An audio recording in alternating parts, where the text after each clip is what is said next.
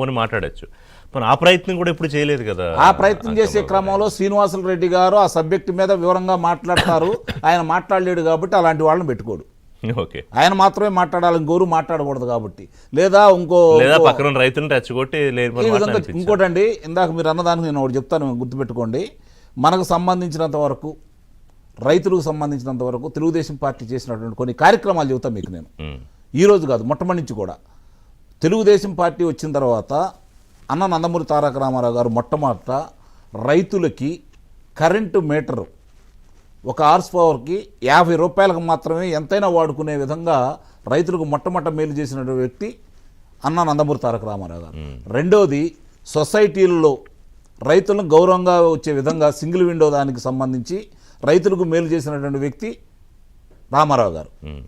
తర్వాత మీకు చూసుకుంటా ఉంటే ఈ ఒకే రోజు చెబుతున్నాను, 91 లిఫ్ట్ ఇరిగేషన్కి అనుమతి ఇచ్చినటువంటి వ్యక్తి రామారావు గారు. ఆ రోజు దానికి ఒక చిన్న ఉదాహరణ కూడా చెప్తుందంటే, శ్రీనివాసరెడ్డి గారికి క్షుణ్ణంగా తెలుసు దాని గురించి. ఇది ఎలా సాధ్యం అని చెప్పని మీటింగ్ జరుగుతూ ఉంటే డాక్టర్ మాకినేని పెదరత్తయ్య గారు, అలాగే డాక్టర్ కాసర్నేని సదాశివరావు గారు, అప్పుడు మంత్రిగా ఉన్నటువంటి ఎంఎస్ఎస్ కోటేశ్వరరావు గారు, వీళ్ళు ముగ్గురు కూడా దాంట్లో పాల్గొని, సార్ దీనివల్ల రైతులకి ఇంత మేలు జరుగుతుంది అంటే, ఆ రోజు ఉన్నటువంటి ఇరిగేషన్ అధికారులు ఈ ఎలా సాధ్యం అండి అని చెప్పానంటే, రాజు దలుచుకుంటే దెబ్బల కొరవ, మనం ఎందుకు చేయలేము, రైతులకు ఉపయోగపడేదని చెప్పని ఒక సంతకంతో 91 లిఫ్ట్ ఇరిగేషన్ శాంక్షన్ చేసినటువంటి ధీరోదాత్తుడు అన్న నందమూరి తారక రామారావు గారు. ఈ రోజు ఇక్కడికి వచ్చేదానికి నారా చంద్రబాబు నాయుడు గారిని తీసుకుందామండి. మనం 2014 నుంచి 2019 వరకు రైతు రుణమాఫీ చేస్తామని చెప్పని ఒకే సింగిల్ స్ట్రోక్లో 50,000 లోపు రుణం తీసుకున్న ప్రతి వాళ్ళకి సింగిల్ స్ట్రోక్లో పూర్తయిపోయింది. మిగిలిన వాళ్ళని 1,50,000 టార్గెట్ పెట్టుకొని 3 విడతలుగా చెల్లిస్తే, తర్వాత ఎన్నికల ముందు ఆ డబ్బును సమీకరించుకున్న సందర్భంగా ఎన్నికల కోడ్ అనేది అడ్డం పెట్టుకొని 2 సంవత్సరాల రైతులకు సంబంధించిన మిగిలిన డబ్బులు వేయనీయకుండా చేసి ఆ డబ్బులతోటే రైతు భరోసా అని చెప్పని ఇతను ఇచ్చాడు.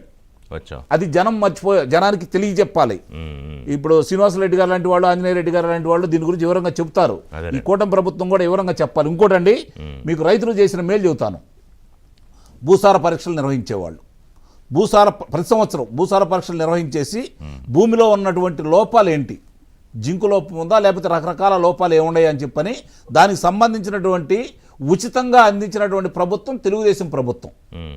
మరి ఈ రోజు ఇలాంటి ప్రయత్నాలు ఎప్పుడు జగన్ ఉన్న 5 ఏళ్లలో అసలు పొరపాటును కూడా జరగలేదు. మీకు బాబు ఒకసారి ఇది జూమ్ చేయ,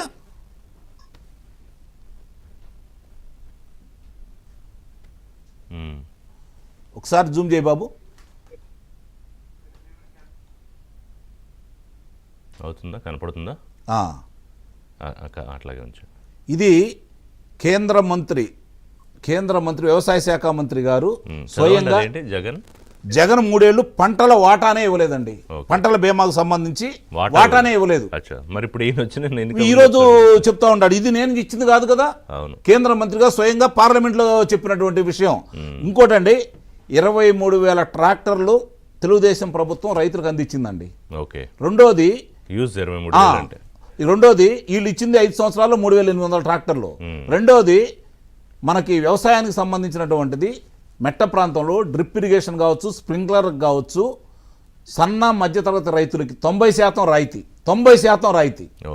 ఎస్సీలు ఎస్టీలకి 100% రాయితీలతోటి వాటి పరికరాలు ఇచ్చినటువంటి ప్రభుత్వం తెలుగుదేశం ప్రభుత్వం, చంద్రబాబు నాయుడు గారు.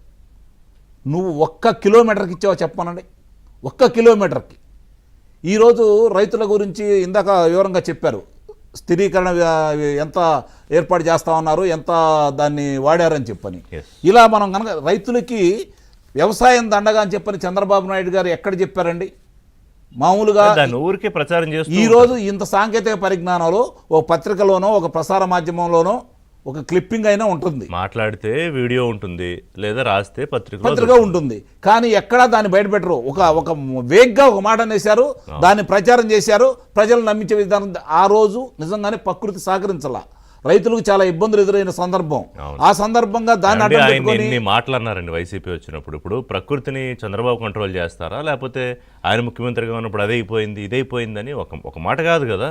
ఇప్పుడు ఆయన ఇందా స్వయంగా చెప్పారు కదండి, కౌలు రైతులు ఆత్మహత్యల్లో 2వ స్థానం, రైతుల ఆత్మహత్యల్లో భారతదేశంలో 3వ స్థానం ఆంధ్రప్రదేశ్ ఉంది అంటే ఎంత దౌర్భాగ్యం అండి అది. ఏ విధంగా నువ్వు ఎలాంటి చర్యలు తీసుకో, ఇందాక ఆయన అదే ఆయన చెప్పారు రికార్డులు అనుకుంటాడేమో. అట్లా కాదండి. ఆయన అన్నమయ్య డ్యాము పగిలిపోయిన సందర్భంగా నవంబర్ 19వ తారీఖు నాడు జరిగితే డిసెంబర్ 2వ తారీఖు నాడు వెళ్ళిన పెద్ద మనిషి ఈయన. అవును. సొంత జిల్లా అది కూడా అట్టహాసంగా 16 గ్రామాలు తుడిచిపెట్టిపోయినాయి. 16 గ్రామాలు తుడిచిపెట్టిపోయినాయి. ఒక బ్రేక్ తీసుకుంటే ఆంజనేయ రెడ్డి గారు మీ దగ్గరికి వస్తాయి. ఎందుకంటే మీ అనుభవాలు నాకు తెలిసి మీరు కూడా ఆంజనేయ రెడ్డి గారు కూడా రైతు కుటుంబమే అనుకుంటా.